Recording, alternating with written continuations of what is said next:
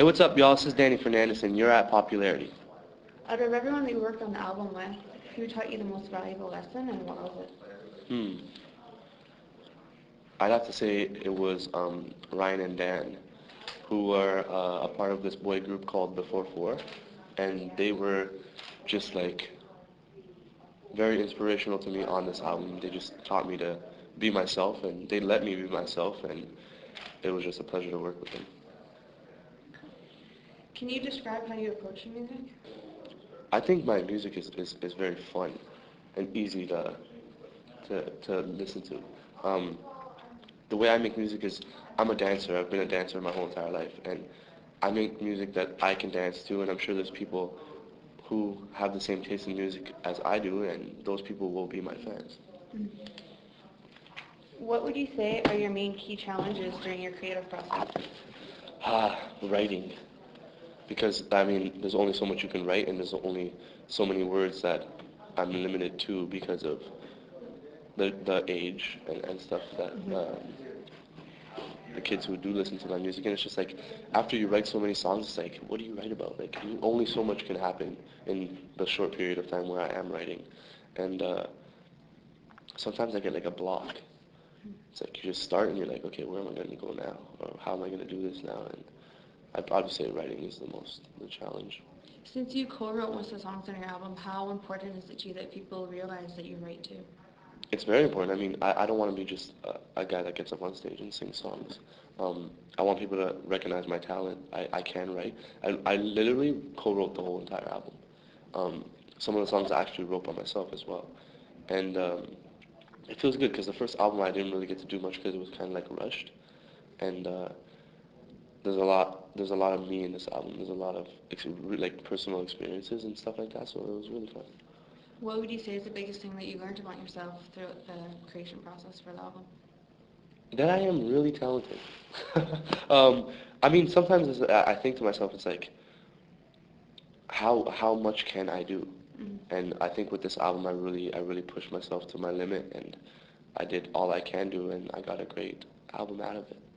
Are there any songs that surprised you with taking a different direction than you initially thought that they were going to? Yeah, there's a song called "Hit Me Up," featuring Josh Ramsey from Mariana Trench, and it's like, at first I was like, it was a little iffy because he's a rocker and I'm a pop singer, so um, it was more challenging because we didn't know how to approach it. Like I always wanted to work with him. I think he's a great artist and stuff like that. And I was like, okay, how are we gonna do this? We have to do this in a way where it's not gonna be rock, but it's not gonna be pop. It's gonna be pop rock. And the ending result was just amazing, and I'm happy with the song. What would you say are the most significant musical moments in your life that have led you on the journey to where you are as an artist today? A lot. My grandfather was actually an opera singer, um, and I used to watch his old like videotapes and stuff like that, and he was just like, even my older brother Sean Desmond, um, he's been singing since he was like 5 years old. He had like 8 Portuguese albums out, and I mean, being with him everywhere on the road, watching him, um, he was probably my biggest inspiration in general. You know what I mean? It's like I looked up to him, and I always wanted to like be like him or be like do what he's doing, and um, he's led me to be like there's a part of him in me, in my music and everything because I just learned so much from him. You know what I mean? So I'd probably say he was my biggest influence. Is that why it was important to you to have a song with them on Yeah, the album as I well? mean at the same time, it's like the first album came out, so it was rushed, so I really didn't get a chance to work with him. So um, we really sat down and we were thinking like, okay, we're brothers. We sing the same type of music. Now, how are we going to do it together? Because it's hard to collaborate with another singer, like a guy singer, like two guys on a song. Like it's kind of hard, especially if you're brothers. Um, so we made a fun song. Like we go to a club, we have a few drinks, we party, and we do it together as brothers. You know? Do you find that songs evolve and change with each time you perform them? Do songs ever grow? Yeah. There's off my first album there was a song called Addicted, where it was like I didn't know if I really liked it, and then as you do it more and more and more and more and more, it started to grow on me and started to grow on because I didn't expect the reaction of the song to be as big as it was because um, I just, not that I didn't like the song, I just didn't think it was one of the strongest. But we took the chance and released it, and it turned out so good, and I ended up loving the song. What emotion do you wish most to evoke from your fans when they hear your music?